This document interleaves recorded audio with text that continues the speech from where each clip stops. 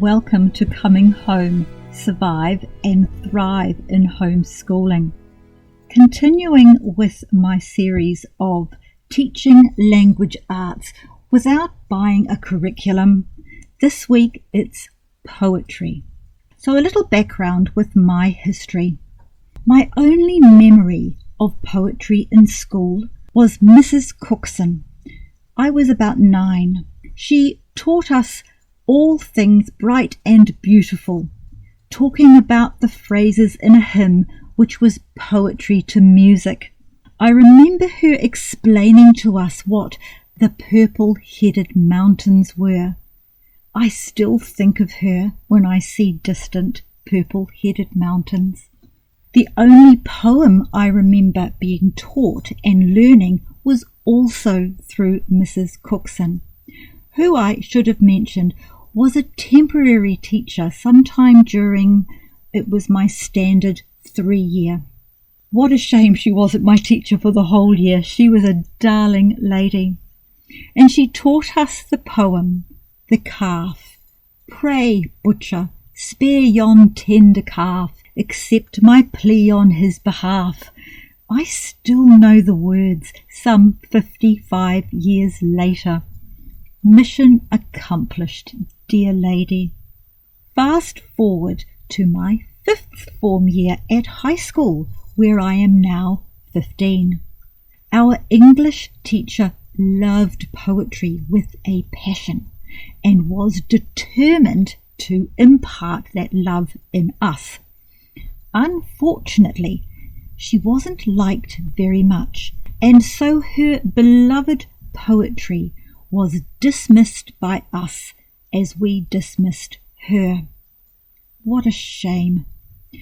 If Mrs. Gillies had been as loved as Mrs. Cookson, it may have been a different story for poetry in my life.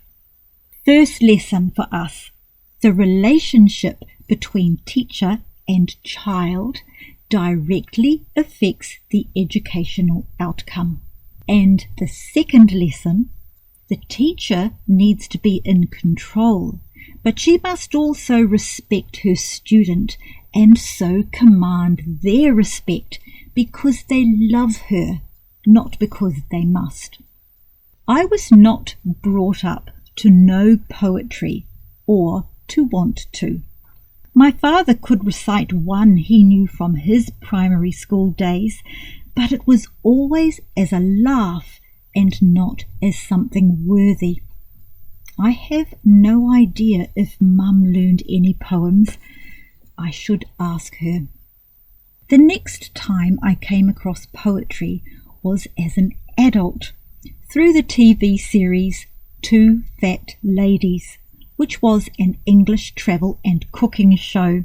These ladies visited different parts of England and cooked for whoever was featured in their weekly show, and would regularly burst into a few lines of poetry which suited whatever situation they were in, and they knew a lot of poetry.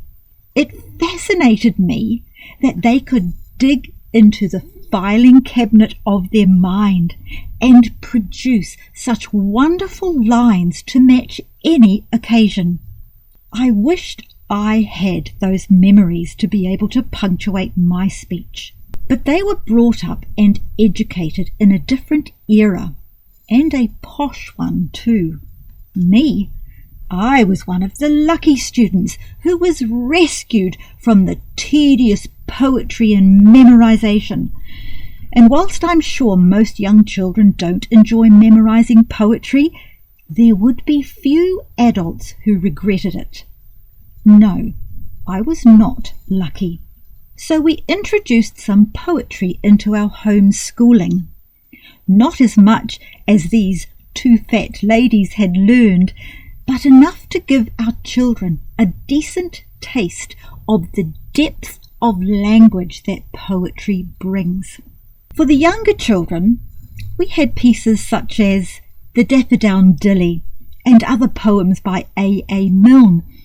I especially enjoyed The End and even now will quote it to anyone I come across who's just turned 6. And The Four Friends. There was also The Owl and the Pussycat, and of course books such as Robert Louis Stevenson's A Child's Garden of Verses. When they were older, some of them learned To Autumn by John Keats, and Siegfried Sassoon's sobering poem from World War I, Suicide in the Trenches. Do you know what crumps are? Third lesson. The young minds of children memorize much more readily than older children and adults, so take advantage of these early years. Fourth lesson. Find poetry that is worth their while to learn. I realise that's a personal thing, but what would you like them to be able to recall in later years?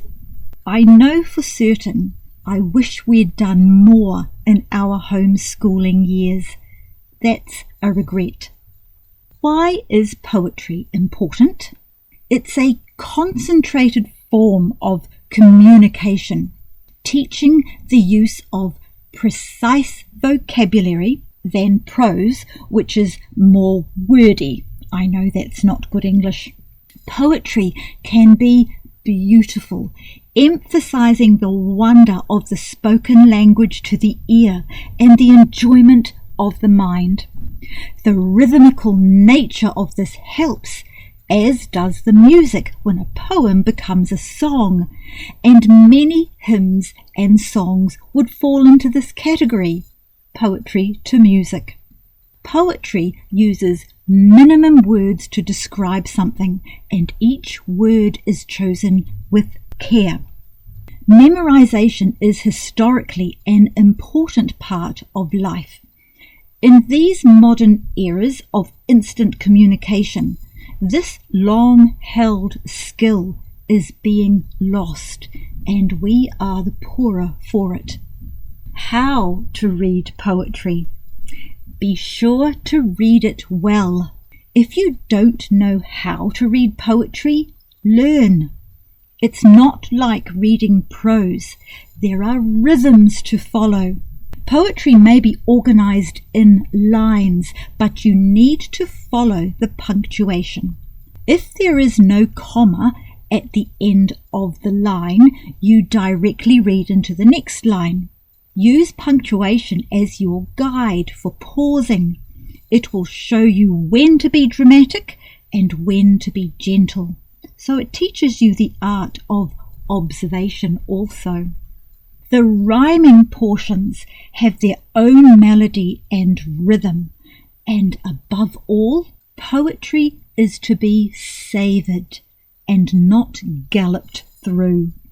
Homeschooling gives you the privilege of ensuring your children are enriched in this way. If modern education doesn't value it, you can take it as evidence it needs to be. Charlotte Mason included the memorization of scripture and poetry as an important part of her students' education. And it was not so much to assimilate facts, but to give children material to meditate or chew on. I like that. Fifth lesson. Poetry is important no matter what your opinion is of it. Sorry, not sorry. We had an exercise book for the children to write their poems into, but you could include it in a general folder or book. They would write it out carefully for handwriting practice. The writing of it also helped in their learning of the poem. Reading it out loud gave them practice in how to read poetry, diction, and expression. The illustration on the opposite page was also enjoyed. For the younger children, I had exercise books that had an unlined page on one side and a lined page on the other. And once again, we can see how one subject is fulfilling many. Poetry, but also handwriting, art, memorization, history, drama, and even diction. For the poem To Autumn, it was a project over a few weeks. We had a big poster-sized piece of paper on which the poem was written and illustrated all around with emblems and signs of autumn. It was pinned up on the notice board for the term and kept carefully rolled up for a few years. I enjoyed getting it out and looking at it every so often. I recall we would print and hang a poem on the toilet wall sometimes. If the children had to sit there a while, they may as well learn something whilst they're there. And for me, it's never too late. There is no blame to be apportioned. I am responsible for my own ongoing education, no matter what gaps were in mine. My husband does have more of an appreciation and genuine enjoyment in the reading of poetry. He was the first person I came across who read poetry for pleasure rather than because he had to. So I asked him, why did he have a knowledge of poetry and an interest in it? So he sat and thought about it for a while, and then he could recall why there was this watershed time in his life. When he was in the 6th form, which is about 16 years old, one of his teachers in their boys' college took them to the girls' college to listen to Sam Hunt and other recognised New Zealand poets reading their own poems. Hearing poets such as Sam Hunt made it come alive because Sam Hunt had written it. Sam Hunt was popular back then in the university and Kiwi culture. There's an art to reading other people's poetry because of cadence. For some, it's the best way to express themselves because prose doesn't do it for them. It could be a phase they're going through, or it could be something you have for the rest of your life. He also pointed out, that's my husband, some kids will love it, but some won't. And if it is, it may be an avenue for the child to learn to express himself in a way that he might struggle with ordinary words or conversation and be able to take that ability into adulthood. Poetry is supposed to be spoken rather than silently read. Think of the Psalms and how hearing them read well brings them to life. Secular and personal poetry is the same, even if it is written for the writer's eyes only. My husband also says to watch out for dark and depressing poems. He has also written poetry for special occasions because it reached a level of communication beyond ordinary speech. And my husband is very good at ordinary speech. So in your home, create an atmosphere in the home for ease of access to the world of poetry. Invest in recommended books of verse and poetry for all ages. 6th lesson. Nowadays, we have to learn about and convince ourselves to include poetry in our children's education.